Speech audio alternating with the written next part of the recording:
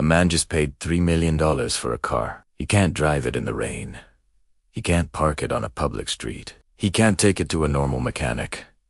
That man is a billionaire, and he will tell you, to your face, that buying this car.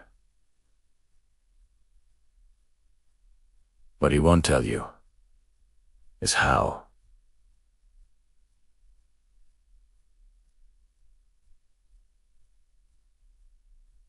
Is how. The name alone does something to people. It was 1909, Ettore Bugatti, an Italian craftsman working in France, built his first car in the basement of a factory that didn't belong to him. He wasn't building transportation. He was building a statement. A statement that said, the ordinary world has rules, and I don't live there. A century later, that statement costs $3 million. In 2005, the Bugatti Chiron arrived and broke every record that existed. 1,001 horsepower, a W16 engine, essentially two V8s fused together, a top speed of 253 miles per hour. The automotive world didn't know how to respond. Then came the Chiron. More power, more speed, more of everything. 1,500 horsepower, 261 miles per hour. 0 to 60 in 2.3 seconds. On paper, it is perfect, but nobody who understands Bugatti talks about the paper. Because the paper is not the story. The story is what happens after you buy one. The day a person buys a Bugatti, they don't just buy a car, they buy a feeling. The feeling of arrival, of completion, of standing at the absolute peak of what money can reach. That feeling is real, but it has an expiration date. 72 hours. That's approximately how long it lasts. After that, quietly, without announcement, reality shows up. It doesn't knock, it doesn't warn you. It simply arrives, and it has questions. Here's the question nobody asks before they sign. What does it actually cost to own a Bugatti? Not to buy one. To own one, because those are two completely different numbers. And the second number is the one that changes people. Let's talk about money. A set of tires for a Bugatti Chiron costs $42,000. Not the car. Just the tires. And they need replacing every 10,000 miles, sometimes less, depending on how you drive. An oil change $21,000.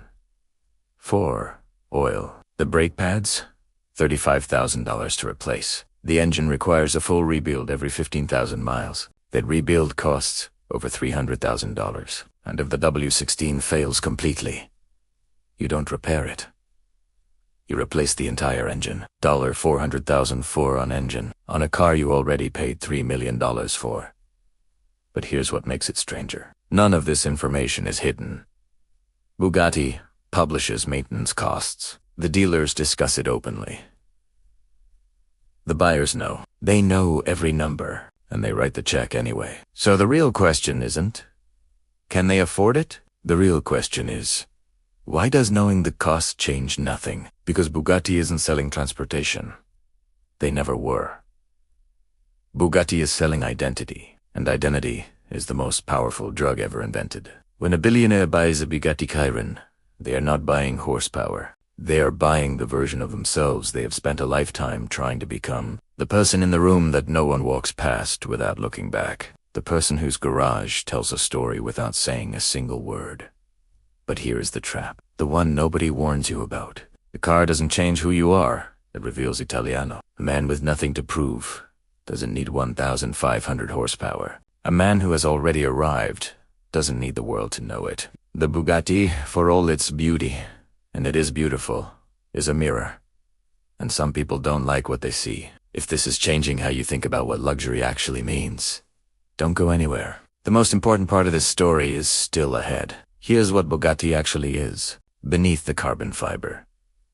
Beneath the quad turbos. Beneath the $3 million price tag. It is a proof of concept, not for engineering.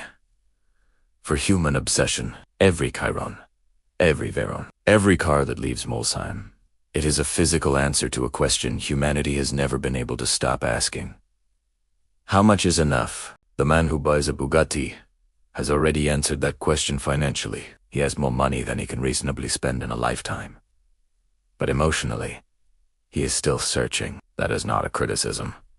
That is the human condition. We are all searching for the thing that finally makes us feel complete. For most people, it takes the shape of a relationship, a legacy, a child, a moment of recognition from someone they respect. For roughly 500 people per year, it takes the shape of a Bugatti, and those 500 people will tell you, quietly, over something expensive, that it helped. For a while, it helped, but it didn't finish the search. Nothing built in a factory ever does. So is buying a Bugatti the worst decision a millionaire can make. Financially. Yes. Objectively.